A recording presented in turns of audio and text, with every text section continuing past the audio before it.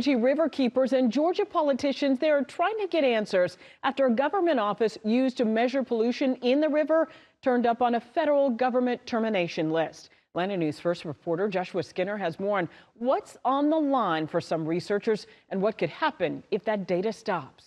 If you miss it while driving through Vinings, you'll be forgiven. This federal program is actually a model for how efficient a federal government can run. Just below Hermes Bridge on Paces Ferry resides one of the Chattahoochee River's dozens of flow gauges. The United States Geological Survey has been monitoring flow gauges in rivers across the country for over 100 years. But to the dismay of Jason Olseth and the nonprofit Chattahoochee Riverkeeper, those gauges, part of the Bacteria Alert program used to measure everything from E. coli to water levels to pollution, could soon go quiet. So according to the DOGE website, the USGS, United States Geological Survey office, is scheduled to be closed at the end of August. DOGE, the Department of Government Efficiency, headed by billionaire Elon Musk, lists the Norcross USGS facility's closure as saving just under $1.4 million. Olseth says if the facility closes, the information stops. That could have serious consequences. People will start drowning downstream of these dams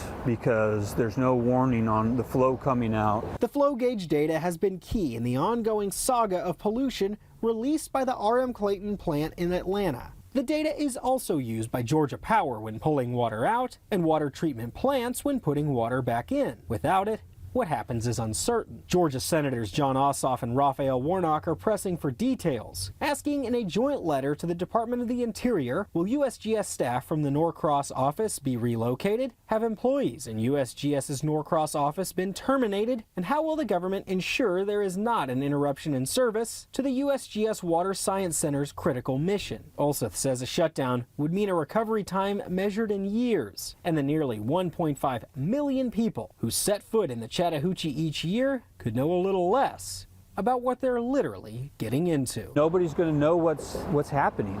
In Vinings, Joshua Skinner, Atlanta News First.